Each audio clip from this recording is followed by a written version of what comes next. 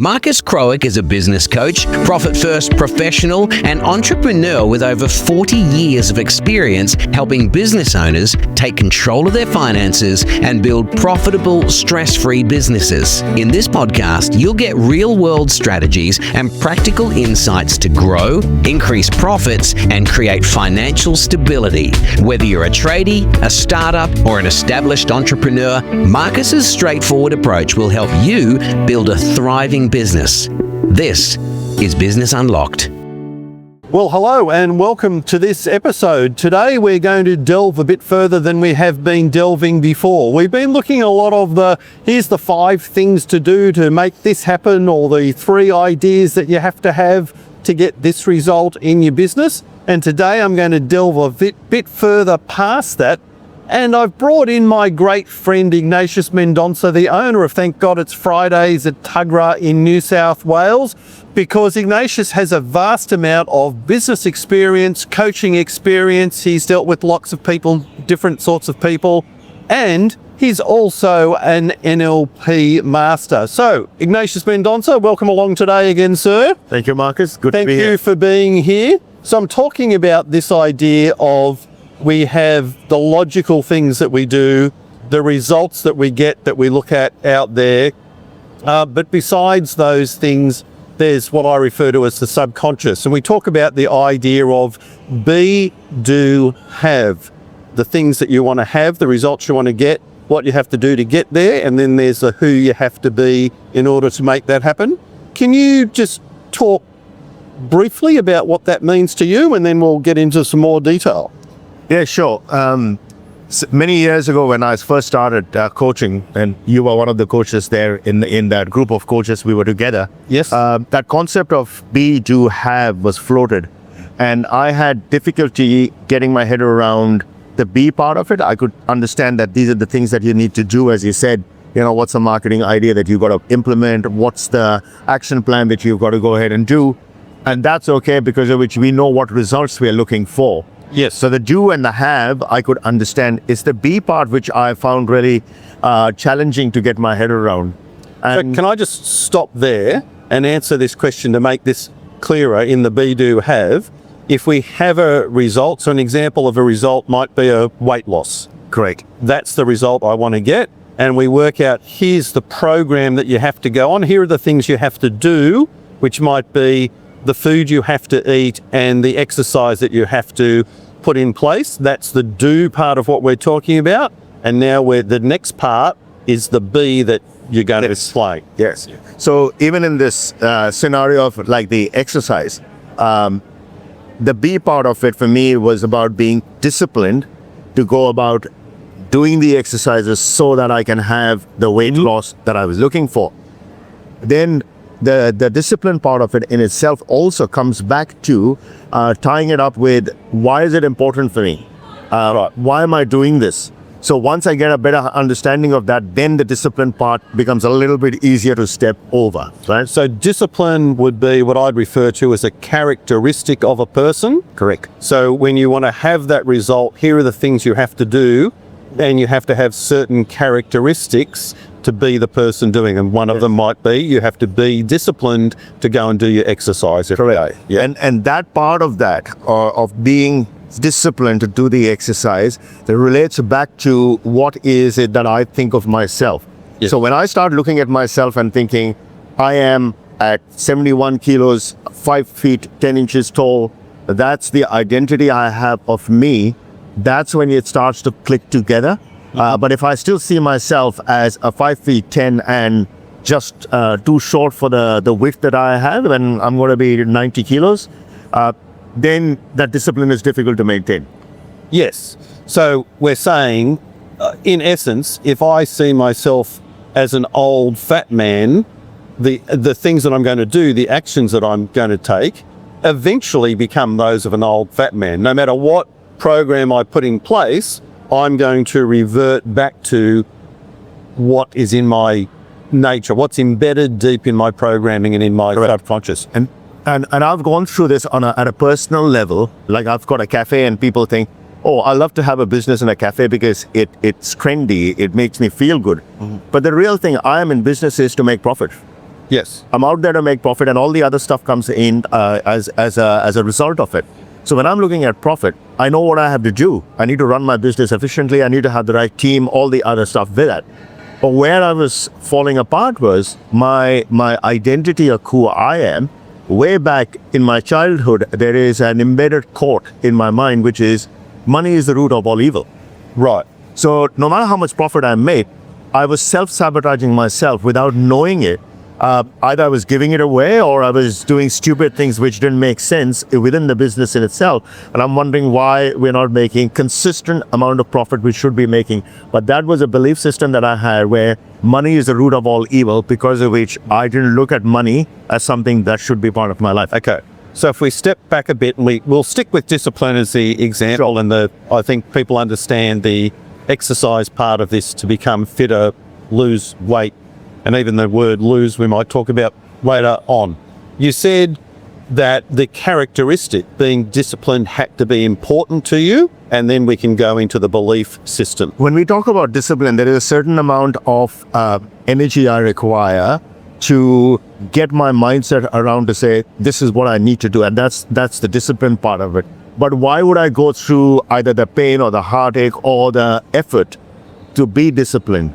Okay. And that's, for me, is where it comes back to what my identity is embedded in. And if, as you said, if my identity is embedded around me being a slim 5 feet 10 inches person, then that dictates what kind of food do I eat? What kind of exercise do I do? Even the mindset about what do I see myself as? And that will dictate my behavior. What you see is what you get, what you say is what you get. So you mentioned money, and we'll come back to that. But in terms of weight or being a certain weight, what might be the belief system in place that will work for you or against you there? With the weight, again, what is it connected to? So for me, my belief is this, that, and I've seen a lot of people who've been obese, and because of which they've had health issues. Yes. For me now, my health is important is because I want to be a grandfather and be able to influence my grandchildren. Yes. And that is important to me. Yes. So my identity now becomes that of a grandfather who can run around with my grandchildren in the playground, kick a ball around with them. Yep. And that's what I see myself as. So that's why it's important to you. Yeah. And then the belief. So one of the beliefs that I've come across working with people in terms of reducing their weight, they might have had some experiences when they're growing up, sitting at the table of, you've got to clean your plate. Don't waste food. Yes. So there's a belief system in there. Can you talk to what that belief system, what that might do to them in later life? So that's a belief system I've grown up with as well. Coming from a third world country, food is scarce. So we were always taught about making sure that you clean up your plate, you don't waste any food. Now what happens is we go out for a meal, all of us order food, and I'm the only one who cleans up not just my plate, but everybody else's plate as well, right? So because I don't want to waste food. And that's an embedded belief in me, and which fights against that identity of me wanting to be a slim, healthy person. Yeah. And that comes in the way without me even realizing it. But for you, having done NLP and coaching and all of those things, you'll be far more aware of that. For other people, because it's a subconscious behavior, it's in their programming, you might not even be aware, you being the listeners, you might not even be aware of the programs that are running that are causing these things to happen. Yes. Yeah. And so for me, like, I wasn't aware of it either, because in my mind, it was always more important to make sure that the food wasn't wasted because of all those people in the world who go to sleep hungry. Yes. So there was emotional blackmail going on within myself, because of which I would finish the food, and I wasn't even aware of it. Yes. But after doing NLP and then being around people who understand NLP, understand the be do have principle, it's the identity part of it that's when I started recognizing my limiting beliefs. And once you recognize your limiting beliefs, then there's something you can do about it. The results that you want to get, that's the have. There's the things that you have to do and have. And then B is my thoughts, my feelings, my beliefs, my values, all of those things rolled up are who I am.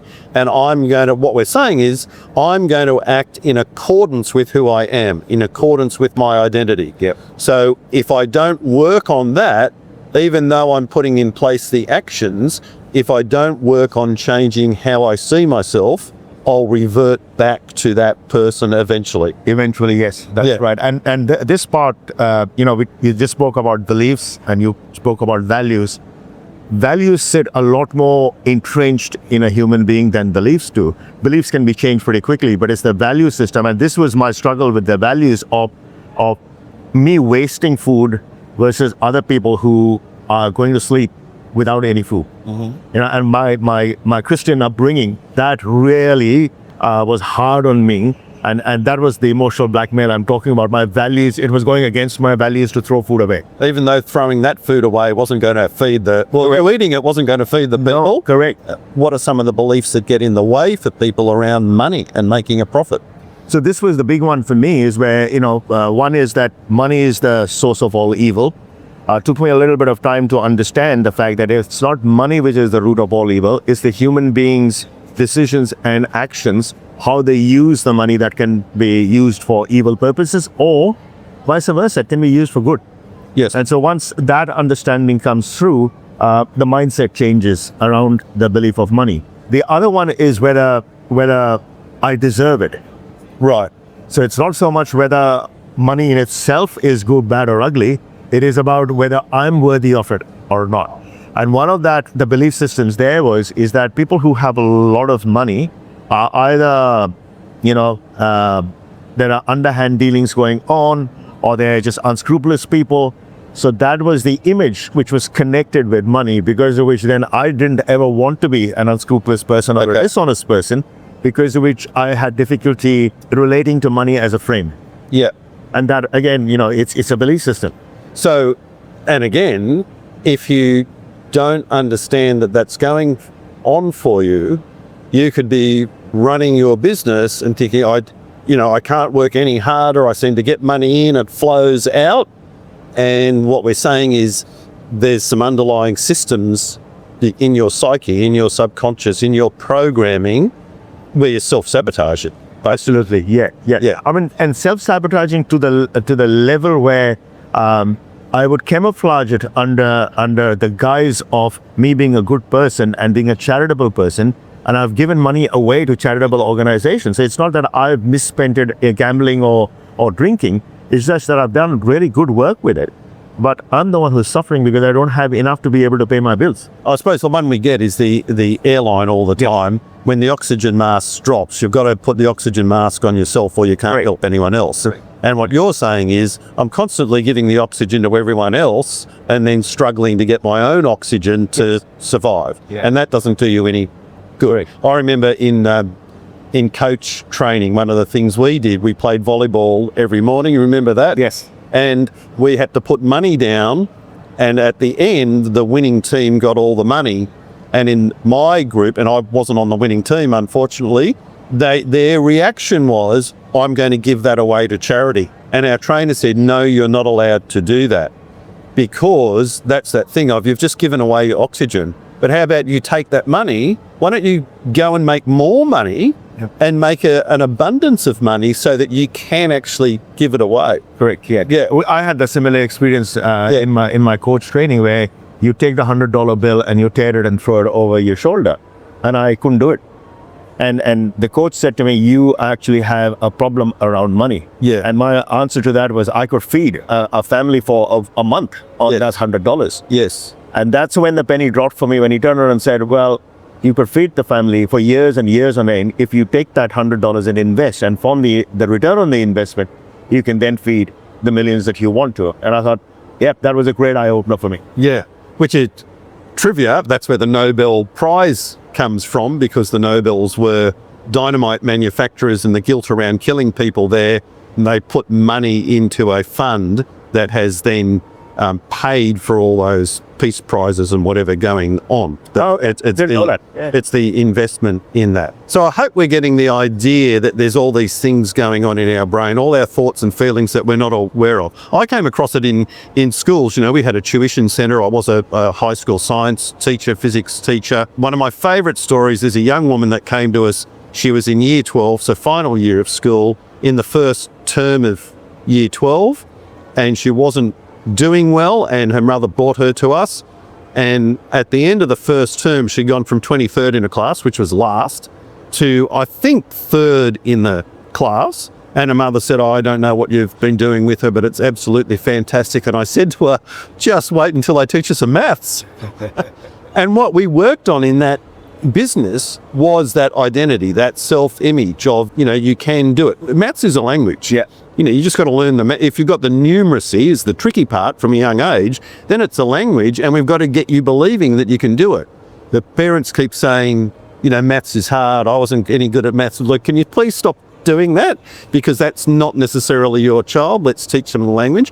And what we would do would work on positive reinforcement all the time. You got that right. That's terrific. Wonderful. Look how well you're going with that.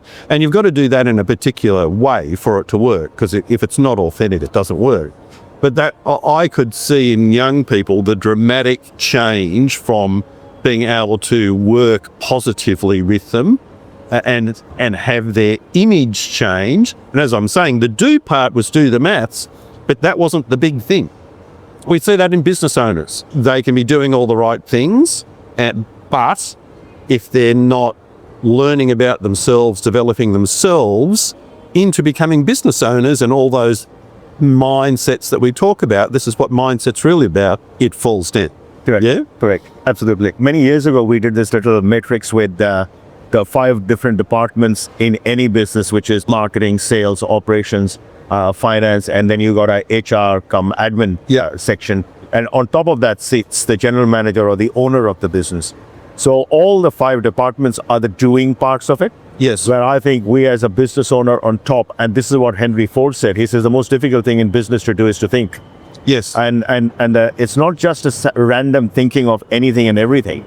It's about strategic thinking, and that thinking gets better when you work on yourself, on your own education, and that's when the horizons become wider and wider and open up for you, so that you can look beyond just what is in front of your nose. Yeah. And I think that's again changing what I call is your identity. Yeah. When you start looking at yourself as a business owner, which means I'm responsible for my team, for their growth, for their education, for me motivating them not just by cash, it's about what do they want in life moving forward in future. To be their coach, to be their life coach, I need to have not just the skill sets, but I need to have a belief in me that I can do it. It's a lot more than just being able to run a cafe or a restaurant.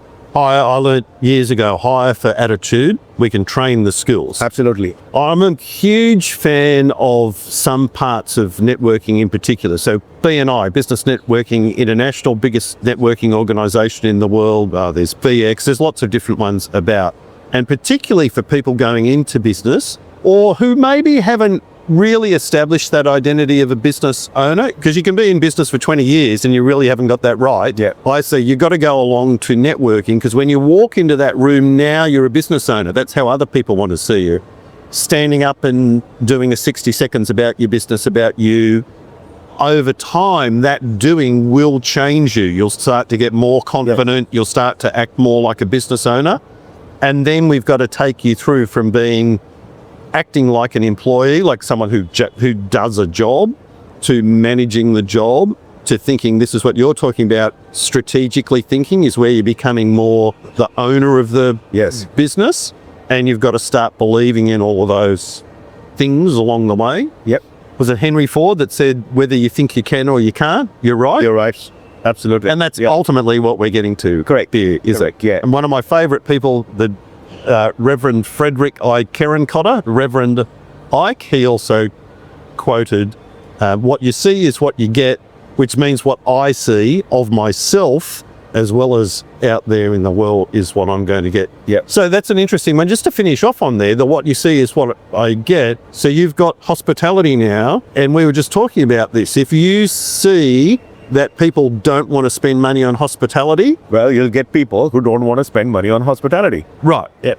But if you see it as, and you were just talking about this with one of your staff, an experience. It's not just about the food, it's about the experience. Can you just talk about that to finish us off? It's about the experience when a person comes in, and I was doing a podcast a little while ago and we were talking about this as in, what is a unique selling proposition? And the conversation went out, we're a restaurant, we sell food just like everybody else, we have service just like everybody else, we've got a great decor just like everybody else. So what's the difference between us as a restaurant? And that's where we stand out is because it's the experience that our guest gets when they walk into the door. So it's not about the money that they spend or the food that they eat. It's how do they come in and how do they leave. So our main focus has always been, let's make a positive influence in people's lives, which means they need to leave better emotionally when they're going out of the restaurant. Yeah. And to do that, it's completely different thinking. We are in hospitality, and it's about being hospitable. Yes. It's simple as that. But to then go and implement it, so somewhere along the line, people go off track. Because we get caught up with is this a value deal for Monday, or is this a value deal for Friday? Is there a combo meal? Do you get the Coke with it, or do you get the soda with it? Who cares? Who cares? The philosophy around the whole place is we're going to be hospitable. And what we're saying with the being part here is as an organization, as a restaurant, the identity of being people who make the positive difference. Correct. The karma part of that is that's what you're going to get returned. Yes. Whereas if your identity is we're 2-for-1 deals and discount deals, they're the customers you're going to get. Correct. And take that into your own business about how you're looking at your business, how you're looking at your customers, because that's what you're going to get in life. Absolutely. And very much for yourself. And you just said that what you see is what you get. I was listening to something a little while ago, and this guy does this where he talks about, I'm going to ask you a few questions and you've got to answer them rapidly. And when he does that, he says, so what's the color of my shirt? And he's wearing a white shirt. This is white. What's the color of clouds? Normally, it's white. What's the color of freshly fallen snow? Everybody says white. What do cows drink? And milk. And he says, no, cows don't drink milk. Cows give milk. Yeah. And what's happened is, he said, the Chinese proverb that what is already in your mind is what you will see and what you will hear. Yeah.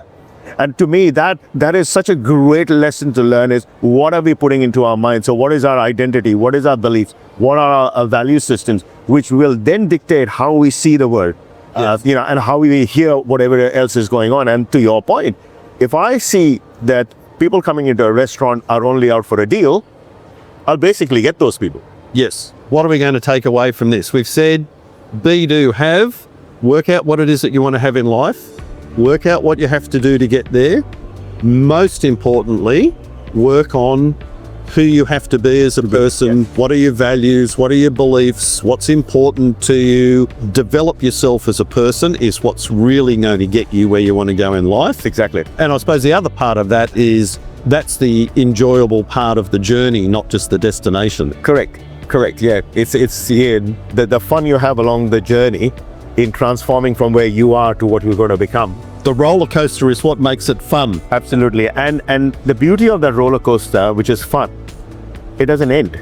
It's an ongoing journey. Ongoing. And you can keep learning till the last breath you take.